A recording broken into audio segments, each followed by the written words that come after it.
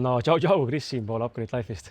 Tead, tegime siukse huvitava lükke siin mõnda aega tagasi, helistasime läbi väga suure hulga meie kursuse mitte läbinud inimesi, aga neid, kes on webinaridel osalenud, aga pole otsustanud siis tulla meiega sellele rännakule või selle teekonnale, kus on juhendatud kursused.